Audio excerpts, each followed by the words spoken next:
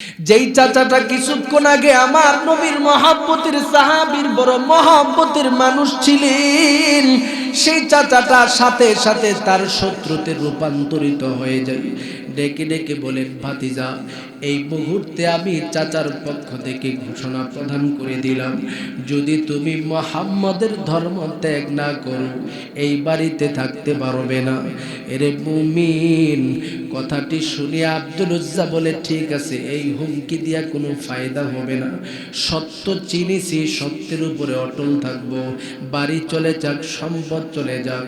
এই কথা বলে আমার নবীর মহব্বতের সাহাবীটা রওনা হয়ে গেল। এরে মুমিন, পিছন দিক থেকে তার পাশান চাচাটা ডেকে ডেকে বলেন, এরে আব্দুল উজ্জা, তোমার শরীরের মধ্যে যেই জামাটা আছে, জামাটা কিন্তু আমি চাচার টাকার কেনা। কথাটি শোনার সাথে সাথে আব্দুল উজ্জা বলে, ঠিক আছে, জামা নিয়ে যাবেন, নিয়ে যান। পরবর্তীতে পাশান চাচার দিলটা নরম হয় নাই। আব্দুল উজ্জার শরীরের মধ্যে যেই লঙ্গিটা আছে, সেই লঙ্গির দিকে তাকায় তাকায় ডেকে ডেকে বলে, রে আব্দুল উজ্জা, তোমার পরনে যে লুঙ্গিটা আছে সেটাও কিন্তু আমি চাচার টাকার কেনা। কথাটি শুনিয়া আমার নবীর মহব্বতের সাহাবী চোখের পানিগুলো টপ টপ করে ছেড়ে যায়, কান্না ভরা কণ্ঠ নিয়ে ডেকে ডেকে বলেন, চাচা গো, এতক্ষণ পর্যন্ত আমার নবীর উপরে ঈমান আনার কারণে বাড়ি থেকে বের করে দিছেন, আপনি আমার শরীরের জামাটাও নিয়ে গেছেন গো চাচা। শেষ পর্যন্ত আপনার কাছে ভাতিজা হিসাবে অনুরোধ করতেছি, আমি তো বড় যুবক মানুষ, রাস্তা দিয়ে যাওয়ার পথে মানুষ আমাকে লজ্জা দিবে গো চাচা, আমাকে উলঙ্গ বানায়া বাড়ি থেকে এইভাবে বের করে দিয়েন না গো চাচা। এরে মুমিন, আমার নবীর মহব্বতের সাহাবীর কথাটা শুনিয়া পাশান চাচার দিলটা এখনো নরম হই নাই। পাশান চাচা শেষ পর্যন্ত তার লঙ্গিটাকে জোরে একটা টান মারিয়া উলঙ্গ বানায়া জমিনের মধ্যে ধাক্কা দিয়া ফালায়া যায়।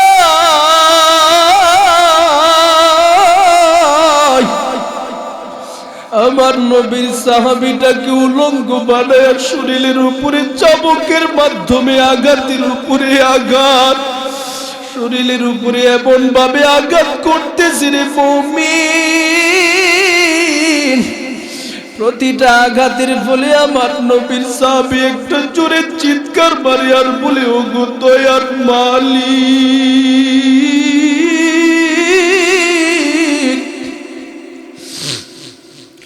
এই দুনিয়াতে ঈমানের উপরে অটল থাকা বুঝি এত কঠিন,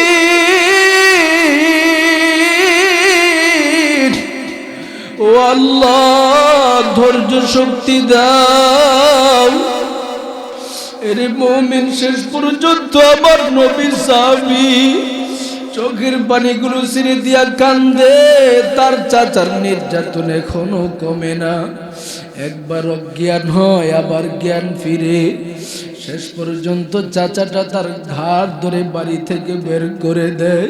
তাদেরকে রবের পক্ষ থেকে ডাকা হবে আর বলা হবে, এরে যুবকদের দল, দুনিয়ার জমিনের মধ্যে তোমার যৌবন নামক সময়টাকে আমি মালিকের জন্য কাজে লাগাইছো।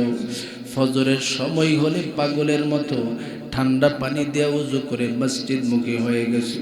জোহর হয়ে গেলে ব্যবসা বাণিজ্য নিয়ে ব্যস্ত ছিলে, চাকরি নিয়ে ব্যস্ত ছিলে, সেখানে তুমি ব্যস্ত থাকো নাই, আমি মালিকের জন্য তোমার সময়টাকে তুমি কাজে লাগাইছো।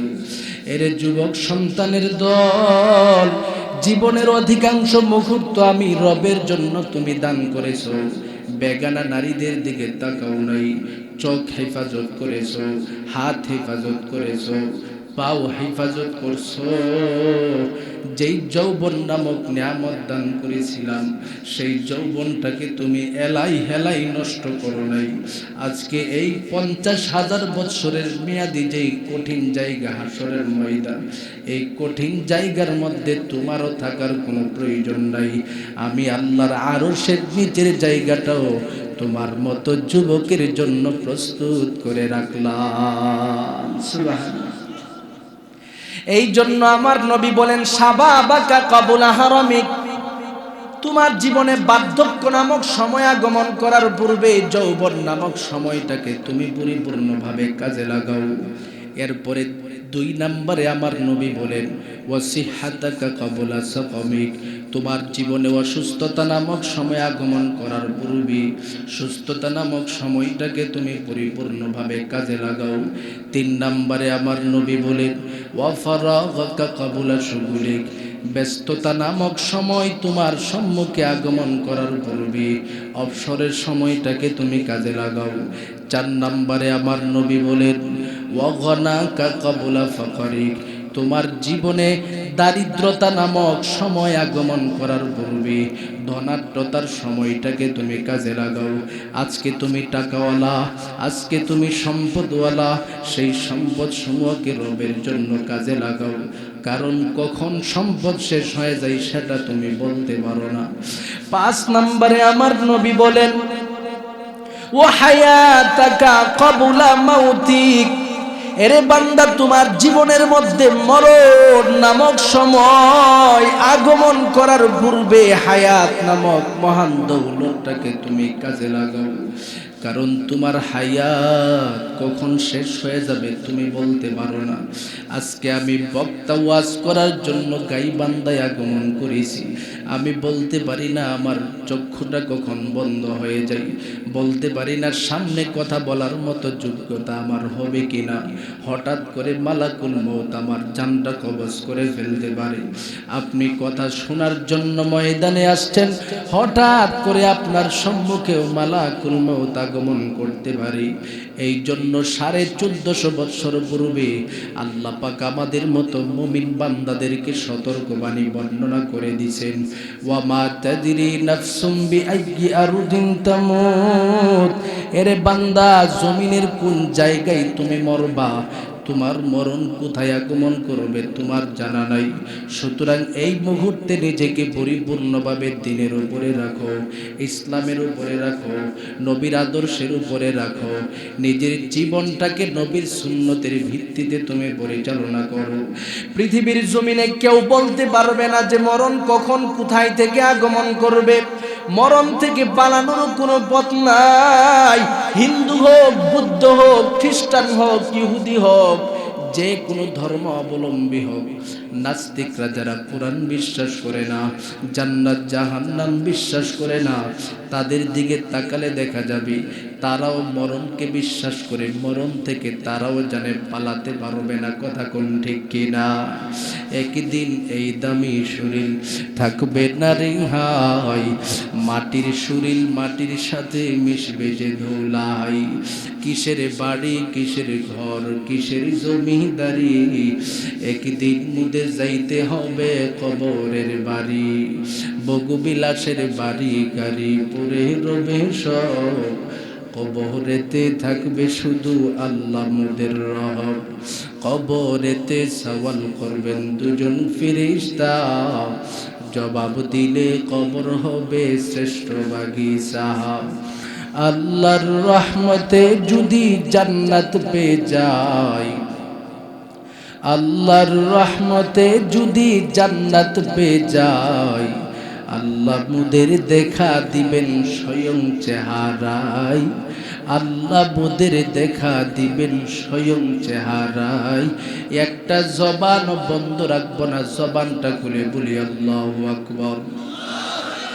আর জোরে আওয়াজ দিয়ে বলি আল্লাহু আকবার।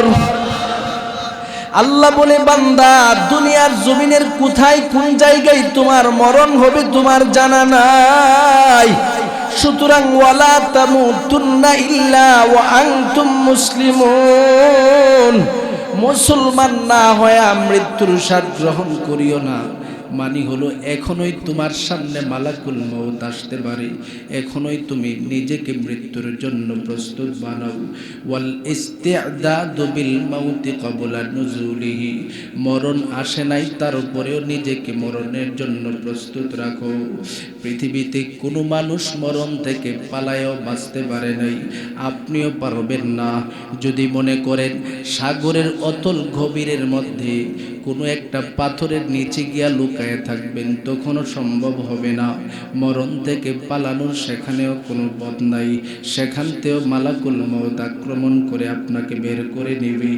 আকাশের সর্বোচ্চ নিরবিচ্ছিন্ন জায়গার মধ্যে যদি গিয়ে পালান, সেখান থেকেও বাঁচার কোনো পথ নাই। এই জন্য আল্লাহ ঘোষণা প্রদান করে দিয়েছেন, আইনামা তাকুনু ইউদরিকুমুল মাউত ওয়ালাউ কুনতুম ফি বুরুজিম মুশাইয়াদা। মরণ থেকে যতই পালাও, মরণ তোমায় লইবে ঘিরে। যদিও সুদূর আকাশ পানে লুকাও সেথায় লাগিয়ে সিঁড়ি। এ দুনিয়া মিশে বলে ভাই শুধু আশার খেলা ঘর, চোখ বুঝিলে দেখবি রে মন, কে আপনার কে বাবর। কোথা থেকে আগমন, কোথায় যেতে হবে রে, কে আনিল কি কারণে জানা নাই ভবেতে। নদীর পার ভাঙে ও পার ঘরে, এই তো নদীর খেলা। সকাল বেলার ধনীর তুই, ফকির সন্ধ্যা বেলা। নদী পথে নৌকা চালাও ওরে মাঝি ভাই, বেলা ডুবার আগে আমিও পার উঠতে চাই। ডুবে গেলে বেলা রে আর উঠে না, ভেঙ্গে গেলে মেলা রে আর জমে না। এরে মুমিন, আজকে যেই মেলার মধ্যে আমরা আছি, আমার সন্তান আছে, আমার বিবি আছে, আমার আত্মীয় স্বজন পাড়া প্রতিবেশী সবাই আছে। একবার যদি আমার চক্ষুটা বন্ধ হয়ে যায়, এই দুনিয়ার জমিনে আমার আপন বলতে কেউ থাকবে না। আমার বিবি শুধু কান্নার পর কান্না করবে, কিন্তু আমার সাথে যাওয়ার জন্য প্রস্তুত হবে না। আমার সন্তান আমার মতো মৃত্যু লাশের পাশে দাঁড়ায় দাঁড়ায় কাঁদবে, সন্তানও আমার সাথে যাবে না। আমি লাশের মতো বাড়িতে পড়ে থাকবো, আমার প্রতিবেশীরা পাগলের মতো আমার বাড়িতে ছুটে যাবে, ডেকে ডেকে বলবে লাশটা কোথায়, লাশ দেখাও। মৃত্যুর আগ মুহূর্ত তোমার নাম নিয়ে সমস্ত মানুষ সমাজের মধ্যে কত কথা বলেছে, আজকে আর তোমার নাম নেবে না। মৃত্যুর সাথে সাথে তোমার নাম পরিবর্তন হয়ে লাশ হয়ে যায়। এরে মুমিন, এই লাশটাকে ধরার জন্য, এই লাশটাকে দেখার জন্য কত মানুষ আসে, কিন্তু কোনো মানুষ আপনার সাথে যাবে না। এলাকার ইমাম সাহেব আপনার বাড়িতে যাবে, লাশটাকে পরিপূর্ণভাবে কাফন করিয়া গোসল করিয়া দাফনের জন্য প্রস্তুত করা হবে। অতঃপর আপনাকে কবরের মধ্যে যখন রাখা হবে, আপনি তাকায় তাকায় শুধু দেখবেন আপনার সন্তান কবরের মধ্যে গেছে, আপনার প্রতিবেশী এমন 3 জন মানুষ কবরে নামছে। আপনাকে সেখানের মধ্যে নামায়া একের পর এক 3 জন মানুষ কবর থেকে উঠে যায়। আপনি মনে মনে ধারণা করেছিলেন এই 3টা মানুষ আমার সাথে কবরের ভিতরে ঘুমাইবে,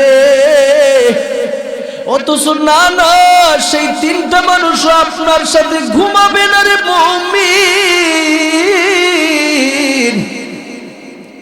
দুনিয়ার জমিনে আপনার সন্তান, পাড়া প্রতিবেশী কেউ আপনার জন্য আপন হতে পারে না। সাময়িক কিছুদিন পর্যন্ত বাবাকে বাবা ডাক দিবে, সন্তানকে বাবা সন্তান হিসেবে ডাক দিবে। চক্ষুটা বন্ধ হয়ে গেলে 3 দিন 4 দিন পরেই ভুলে যাবে। এই জন্য নিজের আখিরাতটাকে নিজে পরিপূর্ণভাবে সাজাই। এই কারণে আমার নবী বলেন, ওয়া হায়াতাকা ক্বাবলা মাউতিক, তোমার মরণ নামক সময় তোমার সম্মুখে আগমন করার পূর্বে হায়াত নামক মহান দৌলতটাকে কাজে লাগাও। এই হায়াতের কথার গুরুত্ব বোঝানোর জন্য আল্লাহ পাক আমার তেলাওয়াতকৃত সূরার শুরুতে হায়াতের কসম খেয়েছেন, সময়ের কসম খেয়েছেন। এরপরে মানব জাতিদের সম্মুখে ঘোষণা প্রদান করে দেন, ইন্নাল ইনসানা লাফি খুসর, দুনিয়াতে যত মানুষ আছে সমস্ত মানুষ ক্ষতির মধ্যে আছি। এ আয়াত মোতাবেক আমিও ক্ষতির মধ্যে আছি। এ আয়াত মোতাবেক আপনারা যারা বয়ান শুনতেছেন আপনারাও ক্ষতির মধ্যে আছেন। এবার অনেকে বলবেন, হুজুর দুনিয়াতে ওয়াজ মাহফিল শোনার জন্য সব জায়গায় যাই নাই, আজকে আসছি, আজকে আবার কেন ক্ষতিগ্রস্ত হয়ে গেলাম? আমি তো বলি নাই, আল্লাহ বলতেছে সব মানুষ ক্ষতির মধ্যে আছে। ইন্নাল ইনসানা লাফি খুসর, আমি বক্তাও সেটা থেকে বাঁচতে পারি নাই, আপনি শ্রোতা আপনিও সেটা থেকে বাঁচতে পারেন নাই।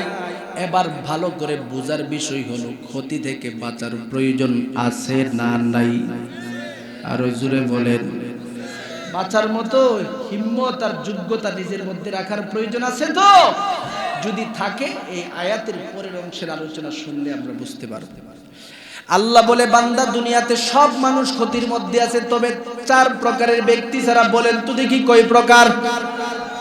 আমি বলি না, কে বলে? আল্লাহ বলতেছে সব মানুষ ক্ষতির মধ্যে 4 প্রকারের ব্যক্তি ছাড়া। 1 নম্বরে আল্লাহ বলেন আল্লাযীনা আমানু, 2 নম্বর ওয়া আমিলুস সলিহাত, 3 নম্বর ওয়া তাওয়াসাউ বিল হাক্কি, 4 নম্বর ওয়া তাওয়াসাউ বিস সবর।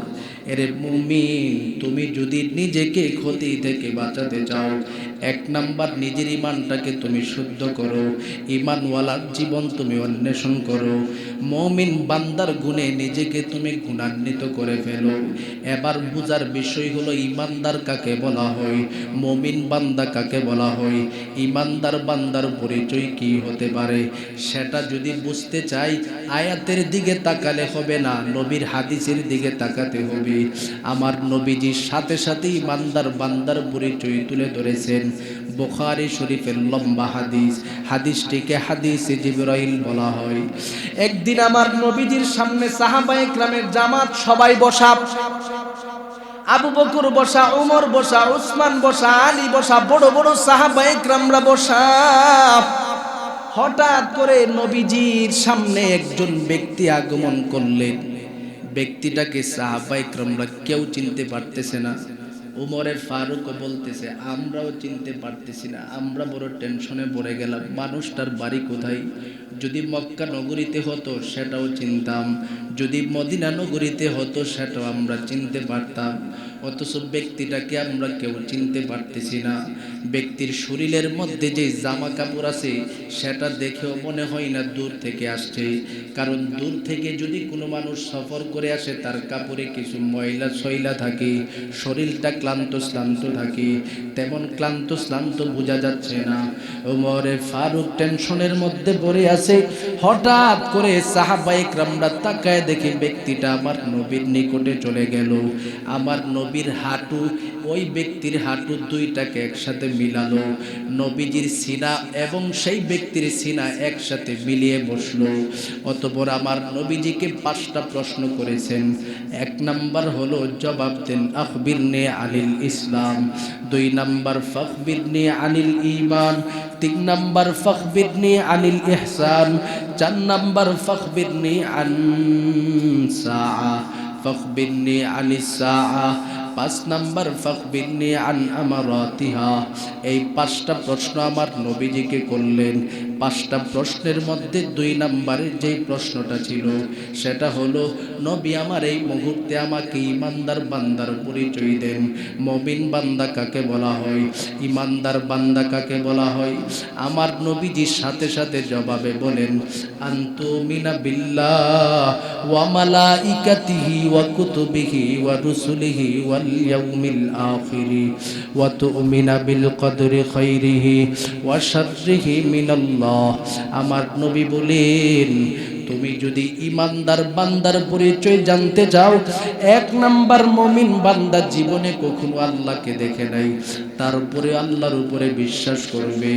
2 নাম্বার ফেরেশতা দেখে নাই, তারপরে ইমানদার আল্লাহর উপরে বিশ্বাস করবে। 3 নাম্বার পৃথিবীতে অনেক নবী রাসূলগণ আগমন করেছেন, মুমিন বান্দা নবী রাসূলগণ দেখে নাই, তারপরেও বিশ্বাস করবে। নবীদের উপরে যত কিতাব অবতরণ করা হয়েছে সমস্ত কিতাব সমূহের উপরে মুমিন বান্দা বিশ্বাস করবে।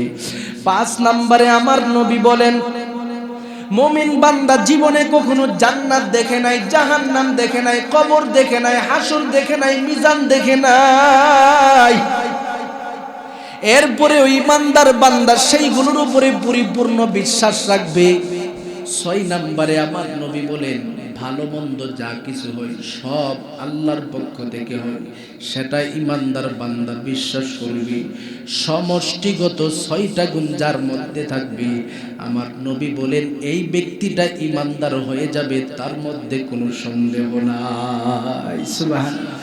কথাটা বলার সাথে সাথে ওই যে ব্যক্তিটা আসছে উনার পরিচয় উমরে ফারুকের দিকে তাকায় আমার নবী বলতেছে, ওমর তোমরা আশ্চর্য হয়ে গেছো, ব্যক্তিটাকে তোমরা চিনতে পারছো না, ব্যক্তিটা কে জানো?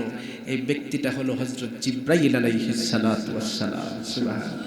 জিবরাইল আইসা তোমাদের সম্মুখে ইমানদারের পরিচয় জানাতে চায়, তাই আমার জবান থেকে এটা বের করার ব্যবস্থা করেছে। পরবর্তীতে জিবরাইল আমিন আমার নবীর দিকে তাকায় বলে, পয়গম্বর এই মুহূর্তে আপনি ইমানদারের যে পরিচয়টা দিয়েছেন, সাদাকতা ইয়া মুহাম্মদ, আপনি সত্য ঘোষণা প্রদান করেছেন। সুবহানাল্লাহ। এবার আপনারা আপনাদের নিজেদের সাথে একটু মিলায়ে দেখেন। আল্লাহ বলেন ক্ষতি থেকে বাঁচার জন্য 4টা শর্ত। 1 নাম্বার ঈমানওয়ালা হতে হবে। মিলায়ে দেখেন তো দেখি আপনারা ক্ষতি থেকে বাঁচতে পারলেন কিনা। বলেন তো দেখি আমরা কখনো আল্লাহকে দেখেছি? বিশ্বাস করি কি করি না? ফেরেশতা দেখেছি, কবর, হাসর, জান্নাত, জাহান্নাম, পৃথিবীতে অনেক নবী রাসূল আসছেন, নবীগণের উপরে অনেক কিতাব আসছে, দেখেছি কখনো? বিশ্বাস করি কি করি না? ভালো মন্দ যা কিছু হয় সব কার পক্ষ থেকে হয়? এই বিশ্বাস যেহেতু আমাদের মধ্যে আছে, নবীর হাদিস মোতাবেক আমরা সবাই ঈমানওয়ালা হয়ে গেলাম। সুবহানাল্লাহ। তাহলে বোঝা গেল ক্ষতি থেকে বাঁচার 1 নাম্বার গুণ আমাদের মধ্যে চলে আসছে। এবার আসি 2 নাম্বারের গুণ। বান্দা যদি নিজেকে ক্ষতি থেকে বাঁচাতে চায়, ওই বান্দার জন্য 2 নাম্বারের গুণ আল্লাহ পাক বলেন, ওয়া আমিলুস সলিহাত। ইমানদার বান্দা ঈমান নামক মহান দৌলত গ্রহণ করার সাথে সাথে নিজের জীবনটাকে নেকের মাধ্যমে সুসজ্জিত করবে, নেক আমল করবে। যত ভালো ভালো কাজ আছে ইমানদার বান্দা সর্বহালাতে করবে, কারণ ইমানদার বান্দার কাছে নেক আমলের বড় মূল্য। যদিও নেক আমলটা ছোট হয় তারপরে বড় মূল্য, যদি বড় হয় সেটাও ইমানদারের কাছে বড় মূল্য। অথচ আজকে আমরা নেক আমলের প্রতি তেমন কোনো আগ্রহ নাই, ভালোবাসা নাই, নেকের প্রতি কোনো আকর্ষণ নাই। আমার নবীর সাহাবায়ে কেরামের ইতিহাসের দিকে তাকালে দেখা যায় তাদের জীবনটা জান্নাতি মুমিনের কাফেলার অন্তর্ভুক্ত হয়ে গিয়েছিল, তারপরেও বড় নেকের জন্য পাগল। একে অপরের মধ্যে নেকের প্রতিযোগিতা নিয়ে 24টা ঘন্টা সময় কাটায়। এর মুমিন কি পরিমাণে নেকের প্রতিযোগিতা ছিলেন সাহাবীদের মধ্যে, তার একটা ওয়াকিয়া উপস্থাপন করলে আপনারা ভালো করে বুঝতে পারবেন। আমার নবীজির মহব্বতের 2জন সাহাবীর নাম ছিলেন হযরত আবু বকর, আর একজনের নাম ছিলেন হযরত ওমর। নবীজি যখন দুনিয়ার জমিন থেকে বিদায় হয়ে গেছেন, মদিনা নগরীর খেলাফতের দায়িত্ব আমার নবীজির সাহাবী আবু বকরের কাছে আসলো। যখন তিনি প্রধান খেলাফতের দায়িত্ব পালন করতেছেন, সেই মদিনা নগরীর সেই সময়ের প্রধান বিচারপতির দায়িত্ব হযরত ওমরের কাছে দেওয়া হলো। ওমরের কাছে সেই দায়িত্ব দেওয়ার পর 2জন মিলে গোটা রাষ্ট্রটা যখন সুন্দরভাবে পরিচালনা করতেছি, হঠাৎ করে একদিন ওমরের কাছে একটা খবর আসলো, ও নবীর সাহাবী ওমর, আপনার কাছে এমন একটা খবর নিয়ে আগমন করলাম। মদিনা নগরীর মধ্যে একজন বৃদ্ধা মহিলা যেই মহিলাটার সন্তান নাই, পাড়া প্রতিবেশী সহযোগিতা করার মতো তার কেউ নাই। সুতরাং আপনার কাছে আগমন করলাম, একজন খাদেমের ব্যবস্থা যদি করে দিতেন, এই বৃদ্ধা মহিলার জীবন চলার জন্য সুব্যবস্থা হয়ে যেত। বৃদ্ধা মহিলার খাবার রান্না করতে পারে না, মরুভূমির মধ্যে দূর থেকে পানি আনতে পারে না। সুতরাং এই মহিলাটাকে সহযোগিতা করার মতো কোনো মানুষ পাঠানো যায় কিনা? উমর ফারুক কথাটি শোনার সাথে সাথে জবাবে বলেন, মদিনা থেকে কোনো খাদেম আমি পাঠাবো না, আমি নিজেই উমর খাদেম হিসাবে মহিলার কাছে যাব। সুবহানাল্লাহ। গোটা মদিনা নগরীর প্রধান বিচারপতির দায়িত্ব যেই মানুষটার হাতে, সেই মানুষটা বলতেছে আমি মহিলার খেদমতের জন্য যাব, দেখি মহিলাটা আমাকে খেদমতের সুযোগ দেয় কিনা। কারণ আমার জীবনের মধ্যে ভালো আমল করার বড় প্রয়োজন, নেক আমল বড় প্রয়োজন। সেই চিন্তা করে উমর ফারুক পাগলের মতো মহিলার বাড়িতে চলে যাই। দরওয়াজার সম্মুখে দাঁড়ায় দাঁড়ায় ডেকে ডেকে বলেন, মা, আমি মদিনার প্রধান বিচারপতি উমর আগমন করলাম গো মা। আমি শুনেছি আপনার খেদমত করার মতো কোনো মানুষ নাই। আমি উমর কথাটা শুনে আপনার খেদমতের জন্য চলে আসলাম। দেখেন না গো মা, আপনি আমাকে একটু খেদমতের সুযোগ দিতে পারেন কিনা? মহিলাটি কথাটি শোনার সাথে সাথে উমরের দিকে ইশারাবদ্ধ হয়ে ডেকে ডেকে বলেন, রে উমর, তুমি আমার খেদমত করার জন্য এসেছো, সেটা তো ভালো কথা, কিন্তু আজকে এই দিবসের মধ্যে তোমাকে আমি খেদমতের কোনো সুযোগ দিতে পারবো না। কেন দিতে পারবেন না? মহিলা বলে, রে উমর, এই দিবসের মধ্যে কেন খেদমতের সুযোগ তুমি পাবে না? কারণ হলো ফজরের নামাজ আদায় করে একজন আল্লাহর বান্দা আমার ঘরের ভিতরে আগমন করেছে। যত কাজ আছে সমস্ত কাজ নিজ হাতে কমপ্লিট করে দিয়ে আজকে চলে গেল। তুমি যদি আমার পরিপূর্ণ খেদমতের সুযোগ পাও, আগামীকালকে আমার বাড়িতে চলে আসবা। কথাটি শোনার সাথে সাথে উমর বলেন, ঠিক আছে, কখন আসব? মহিলা বলেন, প্রত্যেক দিন ফজরের নামাজ পড়ে দেরি করবা না। উমর ফারুক পরদিন একটা মুহূর্তের জন্য দেরি করে নাই। ফজরের নামাজ আদায় করে মহিলার বাড়িতে উপস্থিত হয়ে যায়। ডেকে ডেকে বলেন, মা গো, আমি উমর আপনার খেদমতের জন্য আগমন করলাম। মহিলাটা বলে, রে উমর, আজকেও তুমি আমার খেদমত করার ব্যাপারে সময়টা দেরি করে ফেলেছো। তোমার আগে আরেকজন আল্লাহর বান্দা ফজরের নামাজের আগে এসে সমস্ত খেদমত করে চলে গেল। এরে মুমিন, কথাটি শোনার সাথে সাথে আমার নবীর মহব্বতের সাহাবী উমর ফারুক চোখের পানিগুলো টপ টপ করে ছেড়ে দেয়। কান্না ভরা কণ্ঠ নিয়ে ডেকে ডেকে বলেন, ওগো মা, প্রতিটা দিন আপনার খেদমতের জন্য আমি আগমন করি, অথচ কোনো সুযোগ পাই না। আজকেও আপনি আমাকে সেই সুযোগটা দেন নাই গো মা। ও গো মা, বলেন না কখন আগমন করলে আপনি আমাকে সুযোগ দিতে পারবেন? মহিলা বলে, কাল থেকে ফজরের আগে তুমি আসতে হবে। উমরে ফারুক পরদিন দেরি করে নাই, ফজরের আগে চলে আসলো। তাকায় দেখে আজকেও খেদমতের কোনো সুযোগ নাই। ব্যাপারটাকে উমর ফারুক আজকেও বড় টেনশনে পড়ে গেল। ডেকে ডেকে বলে, ওগো মা, আজকেও কেন সুযোগটা পাই নাই? ওই ব্যক্তিকে আজকেও এসেছে। মহিলা বলে, হ্যাঁ, আজকেও সেই ব্যক্তি তোমার আগে সমস্ত খেদমত করে দিয়ে চলে গেল। উমর ফারুক ডেকে ডেকে বলেন, মা গো, জবাব দাও, ওই মানুষটাকে যার কারণে আমি ওমর একটা দিন খেদমতের সুযোগ পাই না গো মা।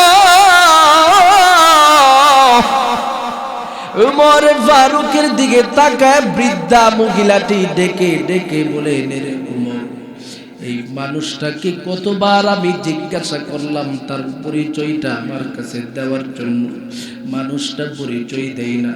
ওমর বলে, চেহারাটা কেমন একটু বলেন। মহিলা বলে, মানুষটার চেহারা আমি কেমনে দেখব? মানুষের চেহারাটার দিকে আমি তাকায় দেখি, চাদর দ্বারা পরিপূর্ণভাবে নিজেকে ঢাকিয়া আমার ঘরে আগমন করি। এরে মুমিন, শেষ পর্যন্ত উমর ফারুক ডেকে ডেকে বলেন, ওগো মা, আগামীকালকে ওই ব্যক্তিটা কে আপনার ঘরে আগমন করি, ব্যক্তির পরিচয়টা জানার জন্য আমি আসব। শেষ পর্যন্ত মহিলার কথা শুনে উমর ফারুক বাড়িতে চলে গেল। পরদিন নিশি রজনীর মধ্যে তিনি চলে আসলেন, খবর নিলেন ব্যক্তিটাকে। হঠাৎ করে তাকায় দেখি নিশি রজনীতে ব্যক্তিটা মহিলার ঘরে প্রবেশ করলো। যত কাজ আছে সমস্ত কাজ পরিপূর্ণভাবে কমপ্লিট করলো। অতঃপর সেই ব্যক্তিটা চলে যায়। পিছন দিক থেকে ওমর ফারুক ডেকে ডেকে বলে, ওগো এরে আল্লাহর বান্দা, তুমি কে? তোমার পরিচয়টা একটু আমার সম্মুখে দিয়ে যাও। শেষ পর্যন্ত ওই ব্যক্তিটা তার চাদরটাকে সরালো। ওমর ফারুক তাকায় দেখে এই ব্যক্তিটা মদিনা নগরীর সাধারণ কোনো মানুষ নয়, ওই ব্যক্তি হলেন খলিফাতুল মুসলিমিন হযরত আবু বকর সিদ্দিক রাদিয়াল্লাহু তাআলা আনহু। এরে বান্দা, আবু বকর সিদ্দিকের এই গুণটা দেখার সাথে সাথে ওমর ফারুক বড় পাগলের মতো হয়ে যায়।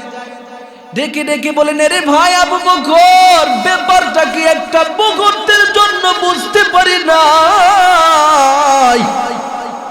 আমি তোমার দিকে তাকায় তাকায় দেখি তুমি প্রতিটা দিন সেই মহিলার খেদমতের জন্য আগমন করো। জীবনে কি তুমি আমাদেরকে নেকের সুযোগ দিবা না?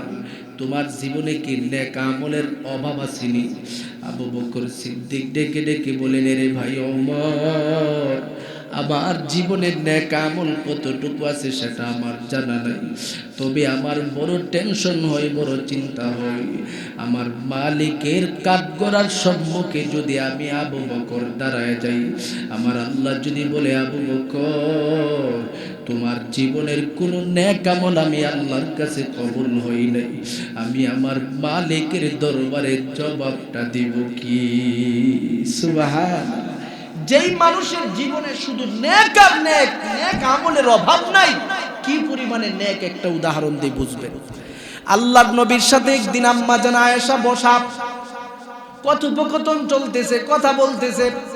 নিশি রজনী উপরের দিকে তাকায় দেখে চন্দ্রের আলো দেখা যায় উপরে, আবার হাজার হাজার লক্ষ কোটি কোটি তারকার সমূহ দেখা যায়। হঠাৎ করে আম্মা জান আয়েশা ডেকে ডেকে বলেন, পয়গম্বর, জবাব চাই, জবাব চাই। আকাশের মধ্যে যে তারকা সমূহ দেখা যায়, এই তারকা সমূহের পরিমাণ আপনার সাহাবীদের মধ্য থেকে কারো নেক আমল আসেনি? আমার নবী বলেন, অবশ্যই আছে। আওয়াজ বুঝি না কথা।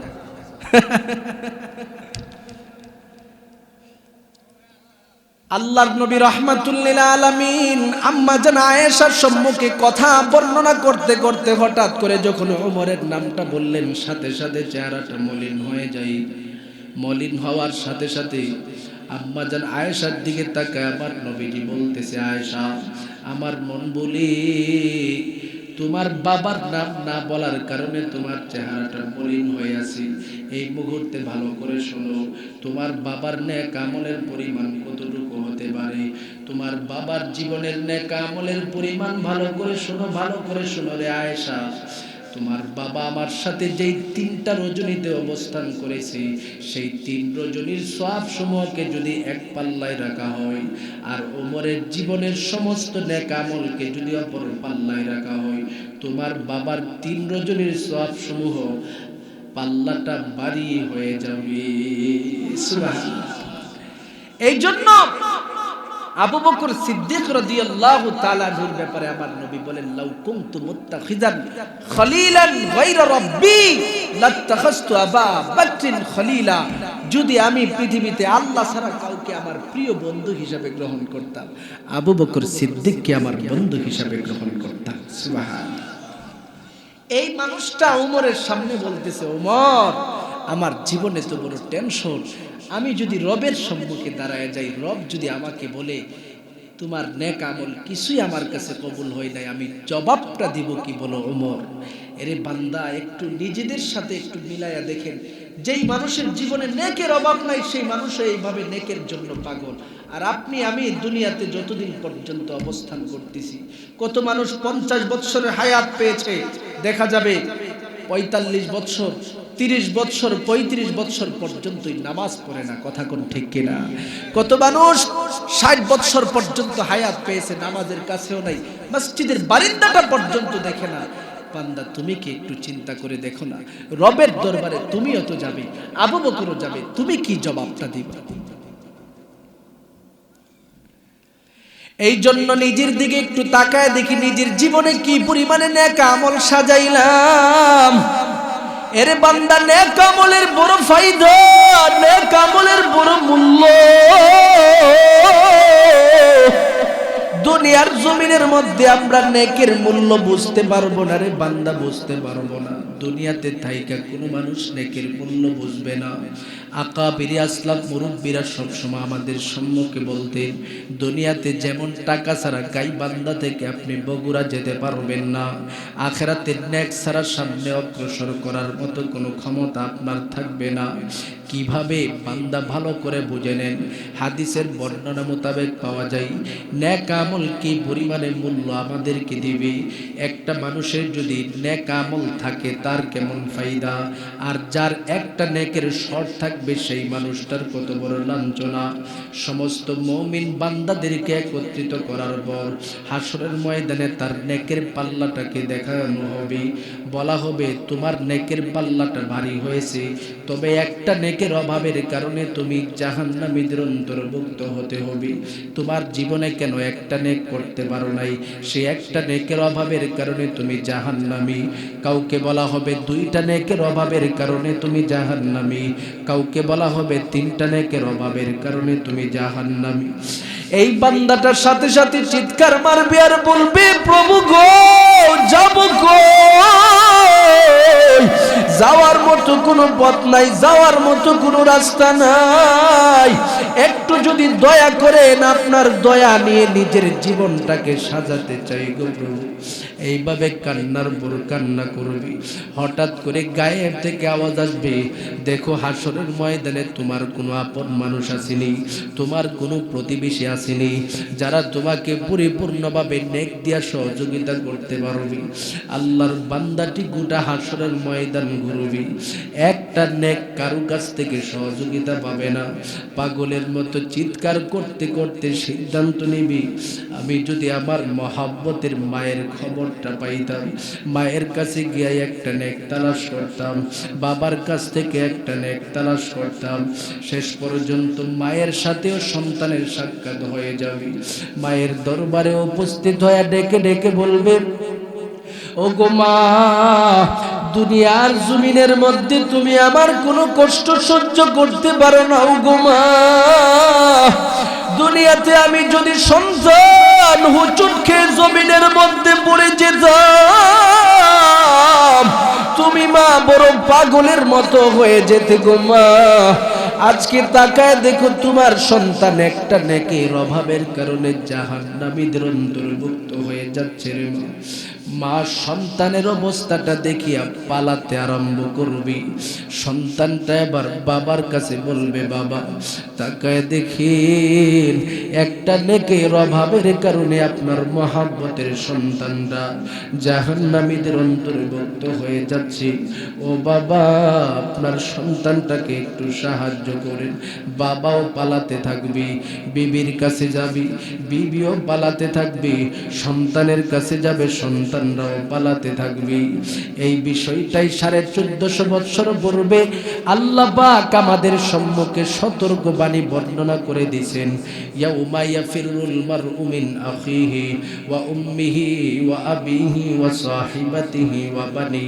হাসরের ময়দান এমন একটা সময় আগমন করবে, বাবা সন্তানকে দেখে পালাবে, ভাই ভাইকে দেখে পালাবে, মা সন্তানকে দেখে পালাবে, বিবি স্বামীকে দেখে, স্বামী বিবিকে দেখে পালাবে। কেউ কাউকে একটা মুহূর্তের জন্য সাহায্য করতে আগমন করবে না। এই কারণে আল্লাহ বলেন, বান্দা দুনিয়ার জীবনটাকে তুমি নেকের মাধ্যমে সুসজ্জিত করে নাও, তোমার জীবনটাকে সাজাও, যত বেশি পারো নেকের কাজ করো, যত বেশি পারো আমলের মাধ্যমে জীবনটাকে তুমি সাজাও। তুমি যদি ক্ষতি থেকে নিজেকে বাঁচাতে চাও, 2 নম্বরের আমল আমি আল্লাহর পক্ষ থেকে ঘোষণা প্রদান করে দিলাম, ওয়া আমিলুস সলিহাত, জীবনটাকে নেক দিয়া সাজাও। এবার 3 নম্বরে আল্লাহ বলে, বান্দা তুমি যদি নিজেকে ক্ষতি থেকে বাঁচাতে চাও, তোমার জন্য 3 নম্বরের বিধান হলো ওয়াতাওয়াসাউ বিল হাক্কি। যেই ঈমান নামক মহান দৌলত তুমি গ্রহণ করেছো, সেই ঈমানটাকে নেকের মাধ্যমে সুসজ্জিত করার পর অন্য ভাইয়ের কাছে সেটা তুমি প্রচার করো, অন্য ভাইয়ের কাছে তুমি দাওয়াত দাও। দাওয়াতের মাধ্যমে নামাজের দিকে অন্য ভাইকে ডাকো, দাওয়াতের মাধ্যমে হজ্জের বাইতুল্লাহর দিকে ডাকো, দাওয়াতের মাধ্যমে জিকিরের দিকে ডাকো, দাওয়াতের মাধ্যমে কোরআনের দিকে তোমার ভাইটাকে ডাকো। সেটা হলো তাওয়াসু বিল হক। তুমি যেমন সত্যের উপরে অটল থাকবা, অপর ভাইকে সেই সত্যের দিকে ডাকবা। তুমি যদি দ্বীনে ইসলাম কায়েমের জন্য নিজের জীবনটাকে মুজাহাদার সম্মুখীন বানাও, অপর ভাইকে দ্বীনে ইসলামের দিকে তুমি ডাকো। তুমি সেই দ্বীনে ইসলাম কোরআনের বিধান সমাজের মধ্যে প্রতিষ্ঠা করার জন্য অপর ভাইকে ডাকো। যখন ওই ডাক দিবা, তাকায় দেখবা তাদের মধ্য থেকে এমন কিছু মানুষ বের হয়ে যাবে, তোমার বিরোধিতা করবে। তুমি যখন সুদের বিরুদ্ধে কথা বলবা, সুদকে সমাজ থেকে উৎখাত করার জন্য চেষ্টা করবা, ঘুষকে সমাজ থেকে উৎখাত করার জন্য চেষ্টা করবা, তখন ওই তাকায় দেখবা তোমার বিরোধী সুদখোর হয়ে গেছি, ঘুষখোর তোমার বিরোধী হয়ে গেছি, জিনাকারী তোমার বিরোধী হয়ে গেছি, বিভিন্ন অপরাধীরা তোমার বিরোধী হয়ে গেছে। যাদের অন্যায় কাজের বিরুদ্ধে তুমি কথা বলবা, বেহক তথা অসত্যের বিরুদ্ধে যখন তুমি কথা বলবা, তখন ওই তোমার বিরোধীর উপর বিরোধী তুমি দেখতে পাবে। ঠিক সেই সময়ের মধ্যে মুমিন বান্দা হিসাবে 4 নাম্বার গুণ আমি আল্লাহ বর্ণনা করে দিলাম। ক্ষতি থেকে যদি তুমি বাঁচতে চাও, ওয়াতাওয়াসাউ বিসসবর, ধৈর্যের মাধ্যমে নিজের জীবনটাকে তুমি সাজাও। তুমি সত্যের উপরে যখন অটল থাকবা, নির্যাতন আসবে, অত্যাচার আসবে। ঈমানের উপরে অটল থাকতে গেলে শুধু তুমি একা নয়, দুনিয়াতে যত মানুষ আছে ঈমানদাররা সবাই নির্যাতনের সম্মুখীন হয়েছে। সাহাবায়ে ইকরামরা ঈমানের উপরে অটল থাকতে যায় নির্যাতনের সম্মুখীন হয়েছে। ঈমান এটা এত বড় মূল্যবান জিনিস রে মুমিন, সেটার উপরে কোনো মানুষ অটল থাকবে, সেই ব্যক্তি জেলে যাবে না, সেই ব্যক্তি অন্যায়ের শিকার হবে না, সেটা কখনো হতে পারে না। ঈমানদার যারা, তারাই নির্যাতনের সম্মুখীন হবে, কারণ ঈমানদারদের জন্য গোটা দুনিয়া হলো জেলখানা। কথা কোন ঠিক কিনা? দুনিয়াটাই ঈমানদারদের জন্য জেলখানা। ঈমানদার যারা, হকের উপরে যারা সর্বহালাতে নিজেদেরকে অটল রাখে, তাদের যে পরিচয়টা দিতে হবে, ঈমানের উপরে অটল থাকতে যায় ধৈর্যের পরিচয় দিতে হবে। যারা সবরের পরিচয় দিয়ে দুনিয়া থেকে বিদায় হতে পারে, সাহাবায়ে ইকরামদের জিন্দেগি অন্বেষণ করেই তারা কবরে যাবে। সুবহানাল্লাহ। সাহাবায়ে ইকরামরা কেমন ঈমানের উপরে অটল থাকিয়া জীবন দিয়া গেছেন, তার একটা উদাহরণ দিয়ে বুঝবেন। অল্প কিছু সময় আর থাকবেন তো ইনশাআল্লাহ? আর কিছু সময় থাকবেন? কয়টা বাজে? অল্প কিছু সময় ইনশাআল্লাহ। আর থাকবেন তো ইনশাআল্লাহ? আল্লাহ পাক সবাইকে কবুল করেন, সকলে বলুন আমিন।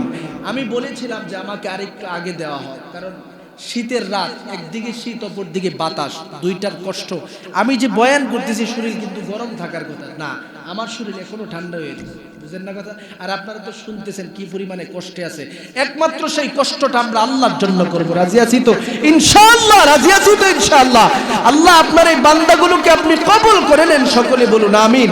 আমি মুসাফির হিসাবে আজকে আপনার মা বাবার জন্য দোয়া করে যাব, আপনার জন্য দোয়া করে যাব, আপনার প্রতিবেশী যারা কবরে চলে গেছেন তাদের জন্য দোয়া করে যাব। আজকে কবরবাসীরা সবাই আমাদের দিকে তাকায় রয়েছে যে আমার সন্তানেরা আমাদের জন্য দোয়া করবে, আর আমরা বাড়িতে চলে যাই। এটা কি হতে পারে? এজন্য আমরা সকলে অল্প কিছু সময় থাকতে পারবো তো ইনশাআল্লাহ? আমার নবীর সাহাবায়ে কেরামরা ঈমান নামক মহান দৌলতের উপরে অটল থাকতে যায়, সত্যের উপরে অটল থাকতে যায়, সত্যের স্লোগান দিতে যায়, কি পরিমাণে মুজাহাদার শিকার হয়েছে তার একটা উদাহরণ দিলে ভালো করে বুঝতে পারবেন। আমার নবীর মহব্বতের সাহাবী একজনের নাম ছিলেন আব্দুল্লাহ। সাহাবীটা ইসলাম ধর্ম গ্রহণ করার পূর্বে তার নাম ছিলেন আব্দুল উজ্জা। এরে মুমিন, এই সাহাবীটা দুনিয়াতে আগমন করার পর মহব্বতের মা কেমন ছিল দেখে নাই, মহব্বতের বাবা কেমন ছিল দেখে নাই। শেষ পর্যন্ত ধীরে ধীরে চাচার কাছে লালিত পালিত হতে হতে যখন বড় হয়, চাচার সম্মুখে দাঁড়ায় একদিন জিজ্ঞাসা করতেছে, চাচা মুহাম্মদুর রাসূলুল্লাহর নাম সব সময় শুনি, এই মানুষটা মানুষ হিসাবে কেমন আপনার কাছে জানতে চাই। চাচা ডেকে ডেকে বলেন, কিভাবে জানতে চাও? সন্তানটা বলে, নিরপেক্ষভাবে আপনার কাছ থেকে জানতে চাই। আপনি কোনো পক্ষ অন্বেষণ করবেন না, যেটা সত্য সেটাই বলবেন। চাচা ডেকে ডেকে বলেন, মুহাম্মদের মতো ভালো মানুষ আমি জীবনে আর কখনো দেখি নাই, এত বড় আদর্শবান মানুষ জীবনে কখনো দেখি নাই। জীবনে এই মানুষটা কোনো মানুষের কাছে মিথ্যা কথা বলে নাই, জীবনে কারো সম্পদ আত্মসাৎ করে নাই, কাউকে আঘাত করে নাই, কাউকে মারে নাই, এইভাবে তার জীবন পরিচালিত হয়েছে। তবে একটা কথা বলতে পারি, এই মানুষটা কখনো জীবনে আমি দেখি নাই কারোর সাথে মিথ্যা কথা বলছে। কথাটি শোনার সাথে সাথে আব্দুল লজ্জা ডেকে ডেকে বলে, ও চাচা, মানুষটা এত ভালো, তার উপরে আপনারা ঈমান আনলেন না কেন? জীবনে যেই মানুষটা মিথ্যা কথা বলে নাই, সেই মানুষটা ধর্মের ব্যাপারে মিথ্যা তো কখনো বলতে পারে না, ঈমান আনেন নাই কেন? চাচা এই প্রশ্নের জবাব দেওয়ার জন্য প্রস্তুত নয়, যার কারণে তিনি বলেন, এখানেই তুমি চুপ থেকে যাও। কিন্তু ভাতিজা মানুষ, যুবক মানুষ, পাগলের মতো জিজ্ঞাসা করতেছে, চাচা যদি জবাব না দেন, এই মুহূর্তে আমি ঘোষণা প্রদান করে দিলাম যে মুহাম্মদ জীবনে কখনো মিথ্যা কথা বলে নাই, সত্যের উপরে অটল রয়েছে, সুতরাং তার ঘোষণাটাকে আমি সত্য হিসাবে স্বীকৃতি দিয়া নিজেও এখান থেকে তার উপরে ঈমান আনলাম। আশহাদু আল্লাহ ইলাহা ইল্লাল্লাহ ওয়া আশহাদু আন্না মুহাম্মাদান আবদুহু ওয়া রাসূলুহু। এই তাওহীদের বাক্য চাচার সম্মুখে যখন উচ্চারণ করলো, যেই চাচাটা কিছুক্ষণ আগে আমার নবীর মহব্বতের সাহাবীর বড় মহব্বতের মানুষ ছিলেন, সেই চাচাটা সাথে সাথে তার শত্রুতে রূপান্তরিত হয়ে যায়। ডেকে ডেকে বলেন, ভাতিজা এই মুহূর্তে আমি চাচার পক্ষ থেকে ঘোষণা প্রদান করে দিলাম, যদি তুমি মুহাম্মদের ধর্ম ত্যাগ না করো, এই বাড়িতে থাকতে পারবে না। এরে মুমিন, কথাটি শুনে আব্দুল উজ্জা বলে, ঠিক আছে, এই হুমকি দিয়া কোনো ফায়দা হবে না, সত্য চিনেছি, সত্যের উপরে অটল থাকবো, বাড়ি চলে যাক, সম্পদ চলে যাক। এই কথা বলে আমার নবীর মহব্বতের সাহাবীটা রওনা হয়ে গেল। এরে মুমিন, পিছন দিক থেকে তার পাশান চাচাটা ডেকে ডেকে বলেন, এরে আব্দুল উজ্জা, তোমার শরীরের মধ্যে যেই জামাটা আছে, জামাটা কিন্তু আমি চাচার টাকার কেনা। কথাটি শোনার সাথে সাথে আব্দুল উজ্জা বলে, ঠিক আছে, জামা নিয়ে যাবেন, নিয়ে যান। পরবর্তীতে পাশান চাচার দিলটা নরম হয় নাই, আব্দুল উজ্জার শরীরের মধ্যে যেই লঙ্গিটা আছে, সেই লঙ্গির দিকে তাকায় তাকায় ডেকে ডেকে বলে, রে আব্দুল উজ্জা, তোমার পরনে যে লুঙ্গিটা আছে সেটাও কিন্তু আমি চাচার টাকার কেনা। কথাটি শুনিয়া আমার নবীর মহব্বতের সাহাবী চোখের পানিগুলো টপ টপ করে ছেড়ে যায়, কান্না ভরা কণ্ঠ নিয়ে ডেকে ডেকে বলেন, চাচা গো, এতক্ষণ পর্যন্ত আমার নবীর উপরে ঈমান আনার কারণে বাড়ি থেকে বের করে দিছেন, আপনি আমার শরীরের জামাটাও নিয়ে গেছেন গো চাচা। শেষ পর্যন্ত আপনার কাছে ভাতিজা হিসাবে অনুরোধ করতেছি, আমি তো বড় যুবক মানুষ, রাস্তা দিয়া যাওয়ার পথে মানুষ আমাকে লজ্জা দিবে গো চাচা, আমাকে উলঙ্গ বানায়া বাড়ি থেকে এইভাবে বের করে দিয়ে না গো চাচা। এরে মুমিন, আমার নবীর মহব্বতের সাহাবীর কথাটা শুনিয়া পাশান চাচার দিলটা এখনো নরম হই নাই। পাশান চাচা শেষ পর্যন্ত তার লঙ্গিটাকে জোরে একটা টান মারিয়া উলঙ্গ বানায়া জমিনের মধ্যে ধাক্কা দিয়া ফালায়া যায়।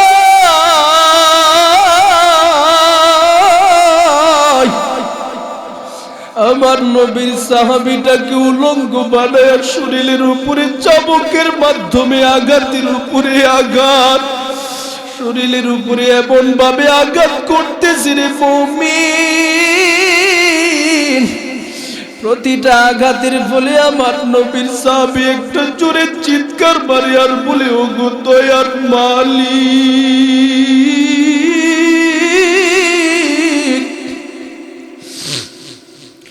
এই দুনিয়াতে ঈমানের উপরে অটল থাকা বুঝি এত কঠিন। ও আল্লাহ, ধৈর্য শক্তি দাও। এরে মুমিন, শেষ পর্যন্ত আমার নবীর সাহাবী চোখের পানিগুলো ছেড়ে দিয়া কান্দে। তার চাচার নির্যাতন এখনো কমে না। একবার অজ্ঞান হয়, আবার জ্ঞান ফিরে। শেষ পর্যন্ত চাচাটা তার ঘাড় ধরে বাড়ি থেকে বের করে দেয়। আমার নবীর সাহাবী বড় উলঙ্গ অবস্থায় রাস্তার মধ্যে কোথায় যাবে, কার কাছে যাবে, একবার বাড়ির দিকে তাকায় আবার সামনে যায়, আকাশের দিকে তাকায় ডেকে ডেকে বলে, ওগো দয়ার মালিক, আজকে আমার নবীর উপরে ঈমান আনার কারণে আমার চাচা আমাকে বাড়ি থেকে বের করে দিল। এই জমিনে যদি আমার মা থাকতো, আমার বাবা থাকতো, কখনো আমাকে এইভাবে লাঞ্ছিত করতে পারতো না গো আল্লাহ। আজকে আমার মা নাই, বাবা নাই, আমার যাওয়ার মতো কোনো পথ নাই। শেষ পর্যন্ত আমার নবীর সাহাবী গাছের কয়েকটা পাতা দিয়া তিনি লজ্জাস্থানটাকে ঢাক